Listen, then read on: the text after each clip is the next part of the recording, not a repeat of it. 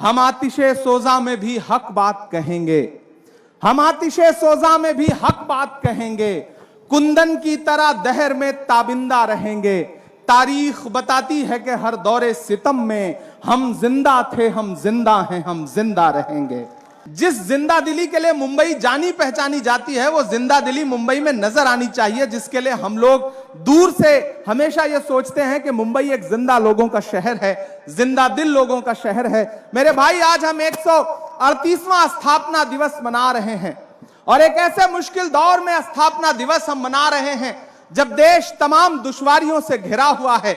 दिल्ली की गद्दी पर बैठा हुआ हाकिम यह सोचता है कि देश जैसे वो चाहेगा उस तरह से चलेगा, देश उसकी मर्जी से चलेगा, जैसा वो आदेश कर देगा देश वैसे चलेगा। लेकिन एक तरफ अखिल भारतीय राष्ट्रीय कांग्रेस के वो लोग खड़े हैं जो ये कहते हैं कि नहीं, देश किसी तानाशाह की मर्जी से नहीं चलेगा, बल्कि देश डॉक्टर बाबा साहब भीमराव अंबेडकर के लिखे हुए संविधान से चलेगा, देश महात्मा गांधी के उसूलों से चलेगा, देश पंडित जवाहरलाल नेहरू के विचारों से चलेगा, देश मौलाना आजाद के ख्वाबों से चलेगा, देश उन तमाम स्वतंत्रता आंदोलन में अपनी कुर्बानियां देने वाले बुजुर्गों की सच्ची आत्माओं की जो ख्वाहिशें थी उससे चलेगा।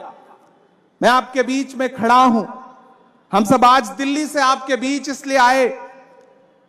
दिल्ली में स्थापना दिवस का एक बड़ा कार्यक्रम था, लेकिन मुंबई कांग्रेस ने आज जो कोशिश की है, मैं उसके लिए मुंबई कांग्रेस को बधाई देता हूं कि आप एयरपोर्ट पर उतरिए और यहां तक आइए तो चारों तरफ सिर्फ और सिर्फ कांग्रेस के लहराते हुए झंडे हैं, पोस्टर है, बैनर है, जो यह बताता है कि कांग्रेस मुक्त भारत का सपना देखने वालों, यह सपना आपकी आंखों में हमेशा धरा का धरा रह जाएगा। 137 साल पहले भी कांग्रेस थी और आने वाले 137 साल बाद भी कांग्रेस रहेगी। जो ये सपना देखते हैं कि देश कांग्रेस मुक्त हो जाएगा, वो आज आए मुंबई की सड़कों पर निकले तो उन्हें समझ में आएगा कि कांग्रेस के झंडे का जो रंग है वो चारों तरफ फजाओं में घुला हुआ है।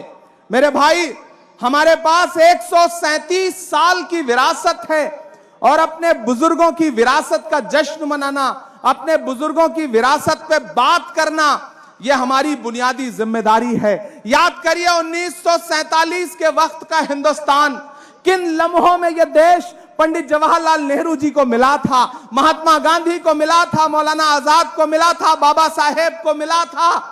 और वहां से आज जब देश यहां खड़ा है तो आप अंदाजा लगाइए कि कितनी कुर्बानियां, कितना खून पसीना शामिल है इस देश की बुनियाद में कांग्रेस के लोगों का। आज जब पार्लियामेंट में खड़े होकर के प्रधानमंत्री जी कहते हैं बताओ 70 साल में कांग्रेस ने क्या किया, मैं भी बैठा हुआ था उस दिन, तो आवाज आती है अपने भाषण में, हर भाषण में, बताओ कांग्रेस ने 70 साल में क्या किया।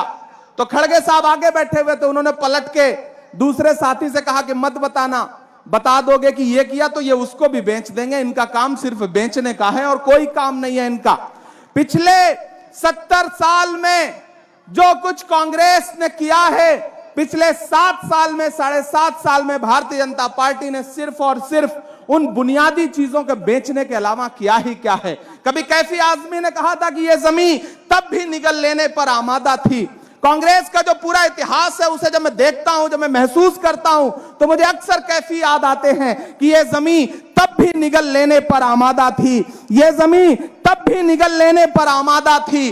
पांव जब टूटती शाखों से उतारे हमने, उन मकानों को खबर है न मकीनों को खबर, उन दिनों की जो खलाओं में गुजारे हमने।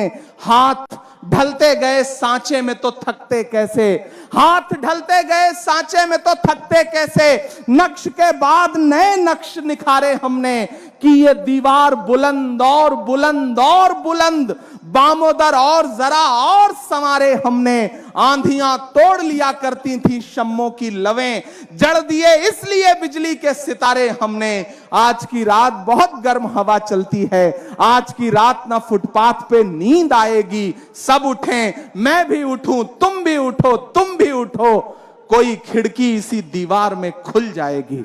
मेरे भाई, जो ये सोचते हैं कि देश का सारा सिस्टम उनके कब्जे में है, जो ये सोचते थे कि कोई भी शख्स अब उनके सामने खड़ा नहीं हो सकता, लेकिन एक अकेले शख्स ने इस कड़कड़ाती ठंड में भी एक टी-शर्ट और एक ट्राउजर में कन्याकुमारी से निकल के दिल्ली पहुंच करके यह बता दिया कि तानाशाही हुकूमतें कितनी भी ताकतवर क्यों ना हो जाएं, लेकिन कोई गांधी के रास्ते पे चलता हुआ जब आगे बढ़ता है तो बड़ी बड़ी हुकूमतों को डर जाना पड़ता है। मैं सलाम करूंगा अपने नेता राहुल गांधी जी को कि वो जब कन्याकुमारी से निकले तो हम सारे लोग इस बात के गवाह हैं, यहां बैठा हुआ हर नेता इस बात का गवाह है कि जिस तरह से वो कन्याकुमारी से चले तो सब सोचते थे कि कितना दिन चलेंगे, कितनी दूर चलेंगे, लेकिन याद करिए 4 दिन पहले जब वो दिल्ली में इंटर कर रहे थे तो पूरी की पूरी सरकार, प्रधानमंत्री समेत इस बौखलाहट में थे कि कैसे इनको दिल्ली में आने से रोका जाए। मेरे भाई, ये है हमारे नेता की ताकत, ये है राहुल गांधी की ताकत। मैं उनको सलाम करता हूं। भाषण आप बहुत सारा सुन रहे हैं, मैं चूंकि शायर हूं तो मैं कोशिश करूंगा कि मैं अपने लहजे में बात कर लूं। मैं एक नज्म आखिर में सुनाना चाहता हूं ताकि आप हमारे मेहमान खुसूसी का स्वागत करने के लिए तैयार हो जाएं, मुख्य अतिथि का स्वागत करने के लिए तैयार हो जाएं। बस आपसे छोटी सी गुजारिश है कि थोड़ी सी जिंदा दिली मुझे और आपकी चाहिए। इधर जो बाईं तरफ हमारे तमाम साथी बैठे हैं दूसरे स्टेज पे, मैं उनका भी स्वागत करता हूं। एक एक का नाम ले पाना बहुत मुश्किल रहेगा, लेकिन मेरे भाई ये लड़ाई बहुत बड़ी है और इस लड़ाई में हमें एक एक शख्स को जोड़ करके आगे बढ़ना है, तब जाकर के हम इस लड़ाई पर उनका मुकाबला कर पाएंगे। मैं एक बहुत छोटी सी नज्म आपको सुनाता हूं। आज रास्ते में आते आते जो नज्म हुई है वो नज्म आपको सुनाऊंगा। वो एक शख्स जिसका पोस्टर लगा हुआ है, जिसका कटआउट खड़ा है, जिसका नाम है राहुल गांधी। मैं यात्रा में चल रहा था तो केरल में किसी पत्रकार ने मुझसे कहा कि इमरान साहब, आप राहुल गांधी जी के साथ चल रहे हैं, कैसा महसूस कर रहे हैं? तो मेरे जवाब को अपना जवाब समझना। मैंने कहा कि अगर मैं महात्मा गांधी के दौर में पैदा हुआ होता तो अंग्रेजों के खिलाफ उनके साथ भी पैदल चल रहा होता।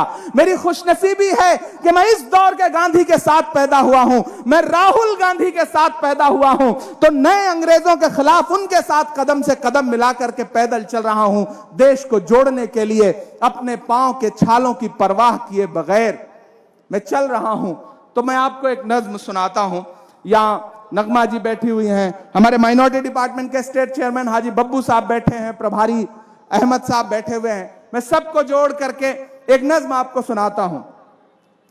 कि हिंदू मुस्लिम सिख ईसाई सबका प्यारा राहुल भाई। मुझे लगना चाहिए कि मैं मुंबई में खड़ा हूं और आप उसी जिंदा दिली के साथ सुन भी रहे हैं, इधर से लेकर के वहां तक, पीछे तक।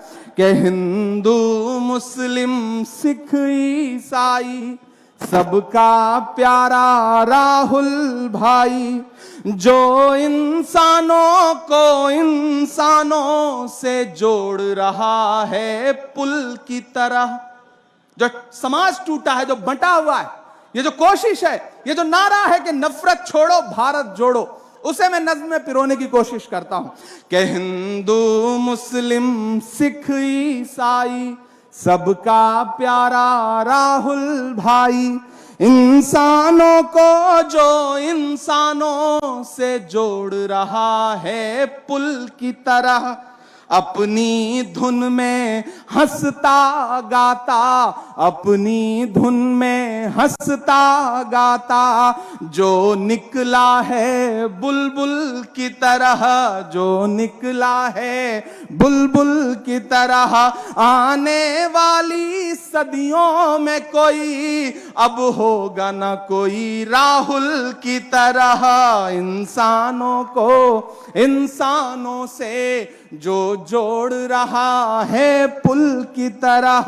आने वाली सदियों में कोई अब होगा नहीं राहुल की तरह। हिंदू मुस्लिम सिख ईसाई सबका प्यारा राहुल भाई के नफरत के सभी तूफानों का रुख पीछे मोड़ते जाएंगे। हम भारत जोड़ने निकले हैं, हम भारत जोड़ते जाएंगे। नफरत के सभी तूफानों का रुख पीछे मोड़ते जाएंगे। पहला बंद पढ़ता हूं इस नज्म का कि चाहे गोरे हैं या काले हैं, सीनों में दर्द संभाले हैं। पैरों में भले ही छाले हैं, पर हम नहीं रुकने वाले हैं। होठों पे सभी के एक नारा, होठों पे सभी के एक नारा, और सबके दिलों में एक लगन। आबाद रहे ये अपना वतन, जिंदाबाद रहे ये अपना वतन।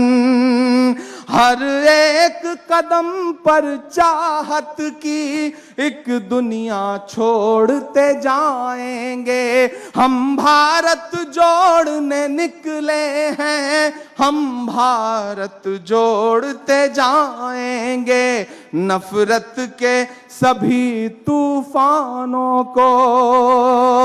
आखिर में अपनी नज्म को का आखिरी बंद आपको सुना करके अपना सफर खत्म करता हूं। हम भारत जोड़ने निकले हैं, हम भारत जोड़ते जाएंगे। के तूफान आए बारिश आए, मुमकिन ही नहीं थक जाएंगे।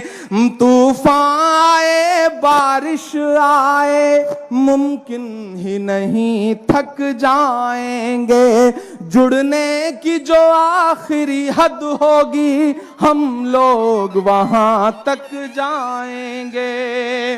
तस्नीम टीवी परिवार की तरफ से आप सभी को नए साल की मुबारकबाद।